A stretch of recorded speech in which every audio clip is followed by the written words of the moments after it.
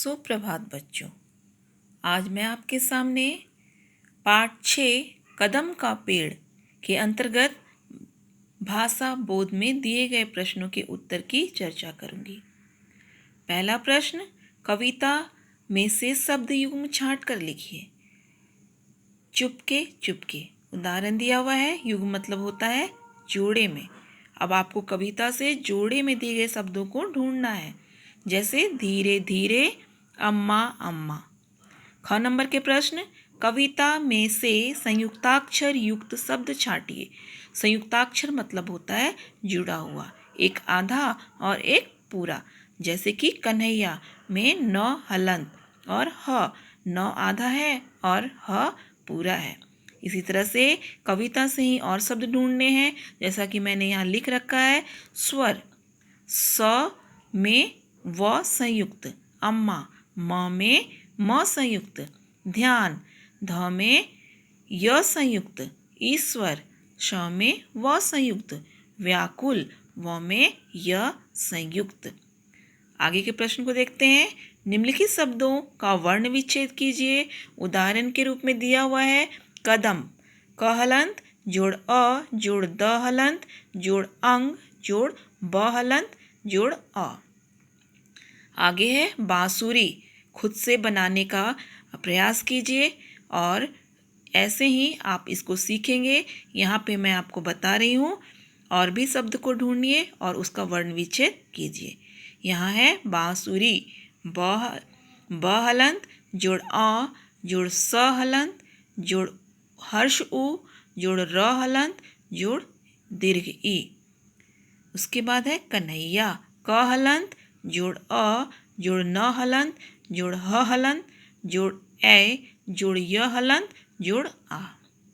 उसके बाद सुभद्रा, स हलंत जोड़ हर्ष उ जोड़ भ हलंत जोड़ अ जोड़ द हलंत जोड़ र हलंत जोड़ आ। इस तरह से वर्ण विच्छेद हो गए। और भी शब्द के आप वर्ण विच्छेद कर सकते हैं। आगे का प्रश्न है, पढ़ो समझो और लिखो। यहाँ पे द्वंद्व समास, इसका नाम आपने पहले अगर नहीं सुना है तो ये समास का एक भेद है। समास की परिभाषा को पहले समझते हैं, उसके बाद हम द्वंद्व समास के बारे में बताएंगे। समास किसे कहते हैं? दो पद मिलकर जब एक नया पद बनता है तो इस प्रक्रिया को ही समास कहते हैं। समास का अर्थ होता है संक्षेपण। अब द्वंद्व समास, उसका एक भेद है, उसकी परिभाषा है जब पूर्व पद और उत्तर पद दोनों ही प्रधान होते हैं तो वो द्वंद्व समास कहलाते हैं, और योजक चिन्ह के बदले और लग जाता है जब हम उसका विग्रह करते हैं। जैसे कि इसमें दिया हुआ है राजा योजक चिन्ह रानी, ये जो बीच में डैश वाला चिन्ह है उसको योजक चिन्ह कहते हैं, और वो जब हटाते हैं तो विग्रह में उसको लिखेंगे राजा और रानी, नाम होगा द्वंद्व समास। अब आगे आप खुद से भी प्रयास कीजिए कि किस तरह से बनेगा। माखन मिश्री, तो योजक चिन्ह हटाएंगे तो माखन और मिश्री द्वंद्व समास। दूध मलाई, दूध और मलाई द्वंद्व समास। सुख और दुख द्वंद्व समास। प्यारे बच्चों, ये भाषा बोध हो गया है। इससे पहले मैंने आपके सामने कविता की व्याख्या की है, शब्दार्थ को लिखने के लिए कहा है, मौखिक, लिखित तथा भाव स्पष्ट करें में दिए गए प्रश्नों के उत्तर को मैंने आपके सामने उसे बताया है।